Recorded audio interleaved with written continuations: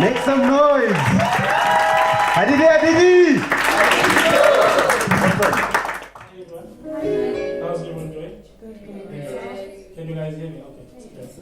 So my name is Lutho, Sokudela. As I say, I'm a peer counselor. No, it's not because of the tenders why I do what I do, guys. It's got nothing to do with it's got nothing to do with the police dog. But it's got everything to do with having gone through some stage in my life where I realized that there's a certain point in everyone's life where you become a victim of circumstance. There's nothing you can do about it. It's going to happen. But what do you do in that period? What do you do before it? What do you do during that period? What you do after is very important, and how you bounce back. Some people have fallen flat after that. There was no comeback. See, there are people that you see in the streets sweeping whatever they're sweeping and picking up whatever they're picking and eating it. But it's because they were unable to bounce back from that. I mean, everyone here, surely there's a guy that you know from home, when everyone says that guy was very smart, but now he's become a wallet from skips and recycling bombs and everything. So the year is 2012, right? I'm doing my matric for the first time.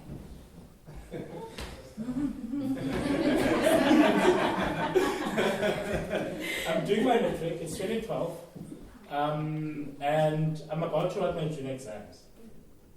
It's late April. I still remember it's late April, and all of a sudden, I see that something is not right. I can't put my hand to it, but something is not right. This is the first time I'm actually telling this story in a public place. Only people who have either been there or people who have had that space to share that. I think so. There's only one person ever since I came to P. I'm from East London. I'm trying to speak fast because my name is Jet. One. I'm trying to live up to my reputation. And second, I've got a little time. And I'm trying to limit myself. Otherwise, I'll grab a chain. And you know how politicians speak. So it's. I start to notice, no, that there's some changes. I'm not eating as I used to. I used to be very big. It's another thing. So I'm not eating as I usually eat. So I probably have like 4 slices. She knows, she was in high school with me. She knows how I was. So I'm not eating anymore, and I'm feeling very weak. And all of a sudden, I can't hold urine. So every 5 minutes, I have to quickly go out. And when I get there, it's like hell or high waters. You get. So I start going to the doctor. The doctor says, no, man, you've got a mouth nephritis. Don't worry about it. I'm like, oh, okay, maybe there was some dirty water somewhere. And that's also not the reason why I became part of the municipality. So he said, no, man, come back. He gave me medication, treated me and everything. But now I have to come back again. So something is odd. Your high blood pressure is extremely high, which is something not ordinary. And I realized something. I think I'm passing more water than I'm drinking in. I don't know where's the other water coming from. Maybe that's why I came to the water classes. So he says, we have to take you in. Mind you, it's just before June exams. And, oh yeah, by that time I already been accepted, halfly accepted at UCT for medicine. Could have asked me in grade 1, I would have said, I want to do medicine all my life. So I said, no, doctor, it's not happening. He says, but I have to take you and I don't know what's wrong with you. I said, I don't know what's wrong with me and I want to write exams. And I tell him everything. And during that time, actually, I had to submit a clean bill of health. And I said to him, by the way, you're going to do this thing. Then you can make clean bill of health. I said, but I can't. I said, no, you have to. You know what's at stake here. He says, look, I'm just going to refer you to a physician. Because I can't, now I can't, I'm just an ordinary GP. That was Dr. Nika. So he sends me to a doctor. There I meet Dr. Mgweli. Dr. Mgweli was a physician. And Dr. Mgweli says, look, I'm not going to take anything from you. You're coming to the hospital. I'm like, okay. And this guy is a bit rough, but it's fine. So he takes me in. Now, at this point, everyone doesn't know what's going on. But I have to go submit myself to the hospital. So I had to go take a letter from Dr. Mbeki to the hospital, Eastern and Private, and said, "Hi, I've got a letter here from Dr. Mbeki about a patient. I'm also the patient." Basically, I check in at the hospital. So I go in there. In total, I spent about 10 weeks at that hospital. We spent 6 weeks not knowing what's going on. On week 8, we realized that there was a pituitary adenoma, basically a brain tumor within the pituitary gland. So no one knows what this is. No one knows what's going on. No one knows where it came from. And I continue to drink less water than I pass out. So the water crisis is still going on. So I spent that 8 weeks. And on week 5, I get a visit from my school teachers. And my class teacher at the time realizes something. I brought my entire school books into the hospital. I've got an entire library here. So I'm actually studying while I'm in hospital. Every day, doctor comes in. That's the first period. Between 7 and 8, that's the first period I'm doing physics. 8 to 10, I'm doing mathematics. So the teacher's like, "Nah, but you're not assisting the process." So we fight about that. She takes away my books, and she takes away an opportunity for me to go to a study camp. And she speaks to the doctor and says, "Doctor, I know he's supposed to be admitted next week, but can you please just give him another week because he wants to go there and we can't let him go there." So I got pissed and I got over it. And I went home. Oh, but before I go home, the doctor says to me, "Oh, by the way, you're pre-diabetic." What? So, yeah, sure. Have a good day. So I went home and I went back to school. Until I wrote my trans exam and everything. Oh, I passed June, by the way.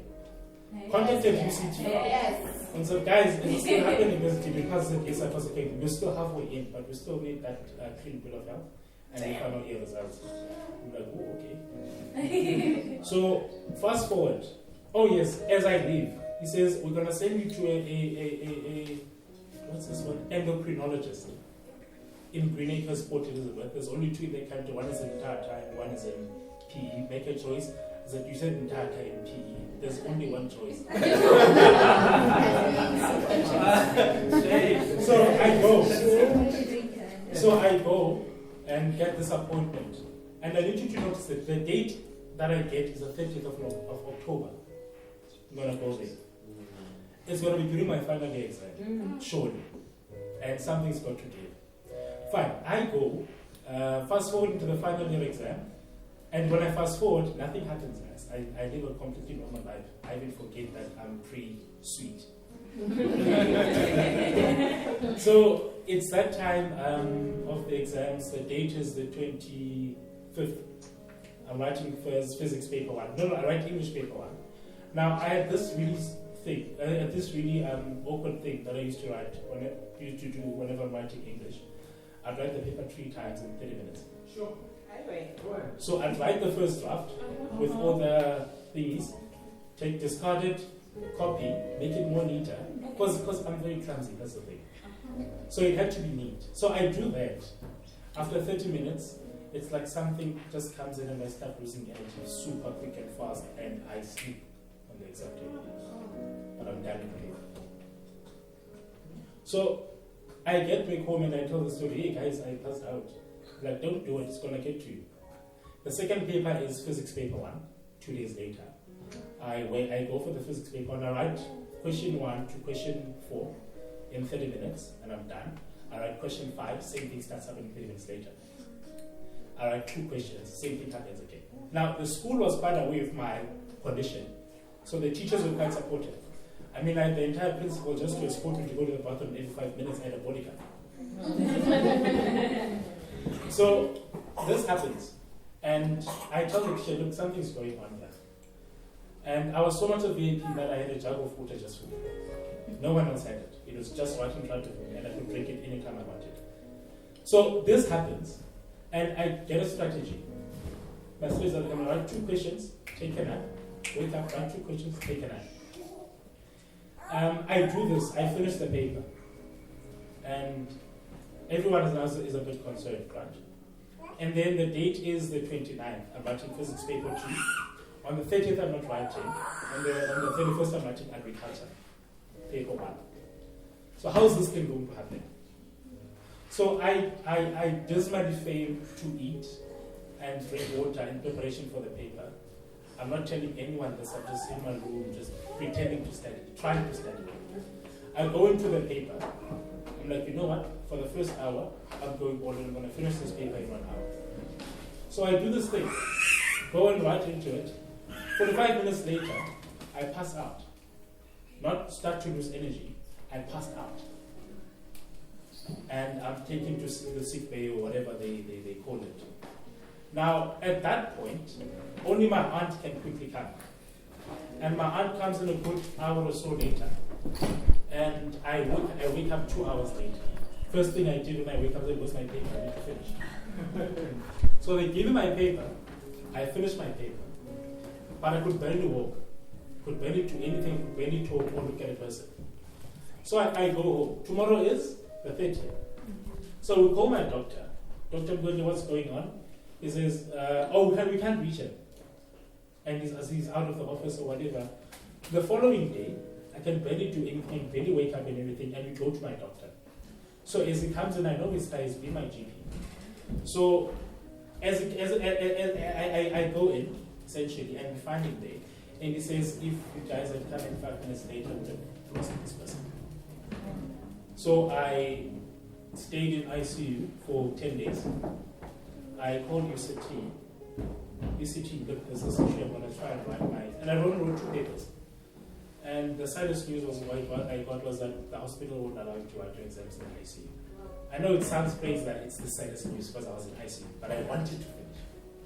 So I said, okay, school, look, let's strike a deal. I'm just going to come and write tests and everything. I can't do it in an entire year.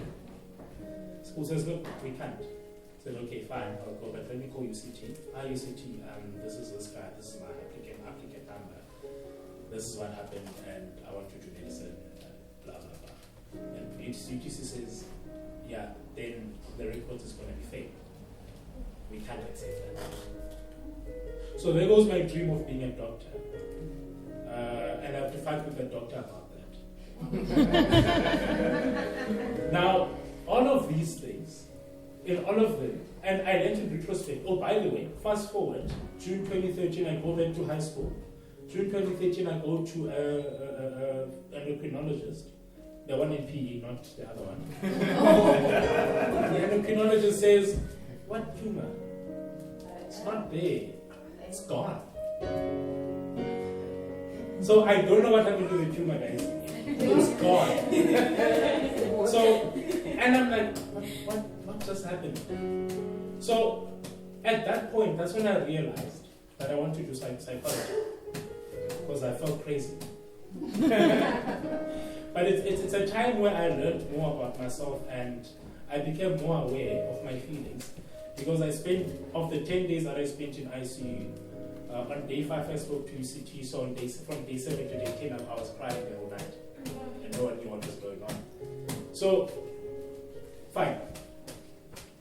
Fast forward to what I'm doing now. It's a very long story. But out of all of those things, I've been able to understand that and make it my goal to ensure that no one else becomes a victim of circumstance. Because I understood at the time that I became a victim of something that no one could control. So I do what I do and I inspire other people to do what I do, which is essentially, I try and leave a mark in a person's life. Changing lives one by one. I know it seems like philosophical, and everything. Yes. But literally, you go into a person's house and they tell you, don't step there, that's proof. Because the toilet is leaking and you haven't had water for the last 6 months. Yep. Can you please help? There are streets, I'll never forget this. There's an entire street in Bazakele where there's just sewage leaking. And the entire street, if you know what Sheet Street is, the place that it is, literally. And you get sent in there, and you have to speak to those, you have to give hope back to those people, and you have to do something about those people. So it's that backstory that inspires me each and every day to continue doing what I do, despite everything, and that is why I do what I do. Thank you.